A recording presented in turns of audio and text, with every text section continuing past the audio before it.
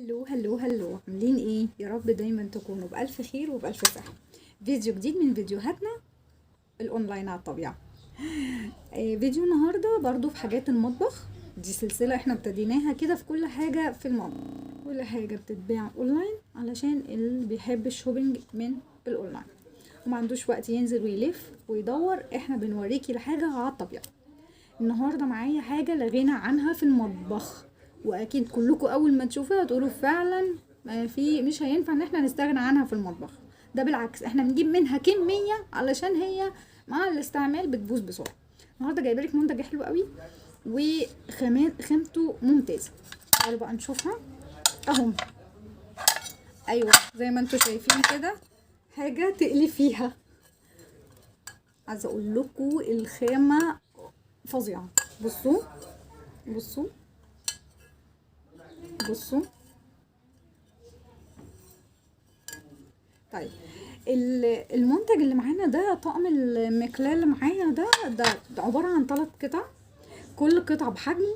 هفرجكم عليها. تيفال. بصوا انا عاوزة اقربه لكم. ويا جماعة ده من الاهرام.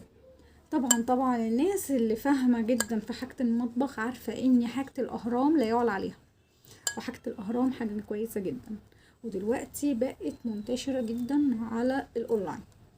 طيب الايد بتاعته من الستانلس ستيل. وهنا تيفال. دي اصغر حاجة معانا، دي ان احنا طبعا متعودين ان احنا نعمل فيها بيض، يعني حاجات بسيطة، نقلي فيها سوسيس، حاجات بسيطة كده. دي اصغر معانا.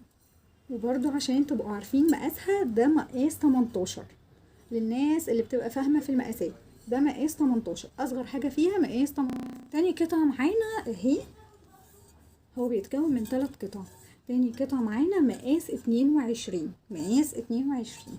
بصوا انا بحاول اجيبها لكم من كل الزوايا علشان تشوفوها. بصوا الاهرام، بصوا يا جماعة. طبعا الجودة والفينش ممتازين. بصوا انا بجيب لكم كل حاجة، كل التقفيل عامل ازاي، الشكل عامل ازاي، الحجم عامل ازاي. دي حجم 22.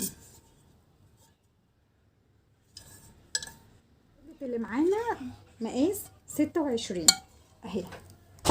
بصوا بقى دي كبيرة يعني تقلي فيها كذا قطعة. كبيرة الخامة يا جماعة. بصوا انا لو حابة ان انا اتكلم عليه، اولا الخامة التقل تقيلة. الخامة نظيفة جدا، فيها كل حاجة. انا بصراحة مش عارفة اقول ايه، المنتج بيتكلم عن نفسه. كده انا اكون وريتكم الطقم اللي متكون من 3 قطع. اول قطعه صغيره 18، تاني قطعه 22، تالت قطعه 26. للقلب هو من ماركه الاهرام، تصنيع الاهرام. تيفال، والايد ستانلس. وبكده يا حلوين اكون خلصت الفيديو النهارده. يا رب يكون فدتكم، يا رب اكون قادره اوريكم المنتج على الطبيعه بكل حاجه فيه، من اول اصغر حاجه لاكبر حاجه فيه. رب اكون بس تستفادوا مني. اشوفكم في فيديو جديد. باي باي.